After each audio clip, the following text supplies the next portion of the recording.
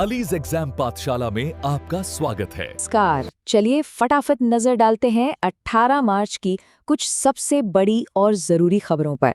तो आज हम इन 6 अहम हिस्सों पर बात करेंगे, राष्ट्रीय पहलों से लेकर टेक्नोलॉजी, संस्कृति और आखिर में एक बड़े अदालती फैसले तक। तो सबसे पहले बात करते हैं एक ऐसी राष्ट्रव्यापी सर्विस की जिसे हम सब जानते हैं, लेकिन अब वो एक बड़े अपग्रेड के साथ आ रही है। तो सवाल ये उठता है कि डाक विभाग अपनी जानी पहचानी स्पीड पोस्ट सर्विस को आज की तेज रफ्तार दुनिया के लिए कैसे तैयार कर रहा है?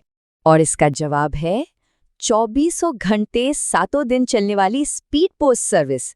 जी हाँ, पहले फेज में दिल्ली, मुंबई और चेन्नई जैसे 6 बड़े शहरों में अब अगले दिन डिलीवरी की गारंटी मिलेगी, मतलब D+1 डिलीवरी। ये लॉजिस्टिक्स की दुनिया में खासतौर पर एक सरकारी सर्विस के लिए एक बहुत बड़ा कदम है। चलिए अब फिजिकल डिलीवरी से डिजिटल दुनिया की तरफ चलते हैं। यहाँ भी एक बड़ा बदलाव आया है, और वो भी एजुकेशन के फील्ड में। ये एक ऐसी ज़रूरत को पूरा करता है जो देश भर के लाखों स्टूडेंट्स महसूस करते हैं, और वो है अच्छी और किफ़ायती कोचिंग। तो पेश है साथी ऐप। देखिए, इसका पूरा नाम ही सब कुछ बता देता है, self assessment test and help for entrance exams. ये एक मुफ्त AI पावर्ड डिजिटल प्लेटफॉर्म है जो तैयारी में मदद करेगा। और ये कोई छोटी मोटी चीज नहीं है, ये शिक्षा मंत्रालय और IIT कानपुर का जॉइंट प्रोजेक्ट है। सोच कर देखिए, JEE, नीट और SSC जैसी मुश्किल परीक्षाओं के लिए मुफ्त वीडियो लेक्चर और नोट्स, वो भी कई भाषाओं में। ये सही मायनों में टेक्नोलॉजी का इस्तेमाल करके पढ़ाई को हर किसी तक पहुंचाने की कोशिश है। अच्छा, तो टेक्नोलॉजी की बात हो गई, अब जरा कला, संस्कृति और दुनिया भर में भारत को मिली पहचान पर नजर डालते हैं। तो हर साल जो मशहूर टाइम मैगजीन दुनिया की सबसे बेहतरीन जगहों की लिस्ट निकालती है, उसमें इस बार भारत ने अपनी खास जगह बनाई है।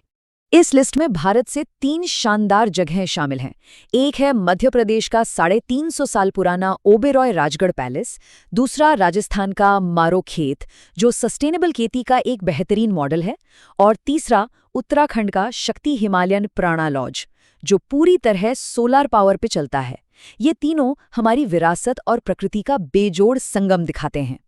अब एक और बड़े सम्मान की बात करते हैं, जिसे कर्नाटक संगीत की दुनिया का सबसे बड़ा अवार्ड माना जाता है।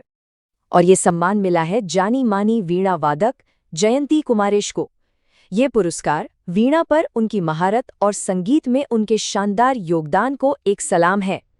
चलिए अब आगे बढ़ते हैं और बात करते हैं पर्यावरण से जुड़ी एक बड़ी चुनौती की, और उससे निपटने के लिए जो एक बहुत बड़ा फाइनेंशियल स्टेप लिया गया है उसकी।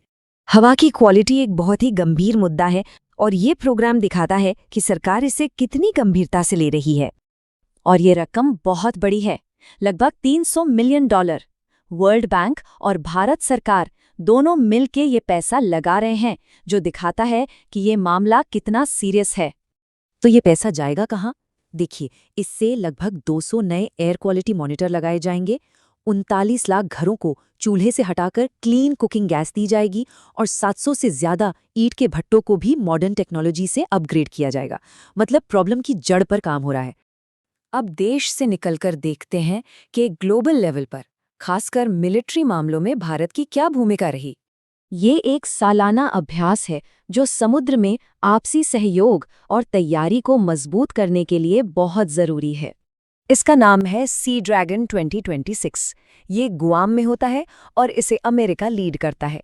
ये खास तौर पर एंटी सबमरीन वॉरफेयर की प्रैक्टिस के लिए है। भारत का अपने P-8I निगरानी विमान के साथ इसमें शामिल होना इंडो पैसिफिक क्षेत्र में उसकी बढ़ती रणनीतिक अहमियत को साफ दिखाता है। और आखिर में बात करते हैं सुप्रीम कोर्ट के एक ऐसे फैसले की जो मील का पत्थर साबित हो सकता है। ये कामकाजी माता पिता के अधिकारों को एक नई दिशा देता है।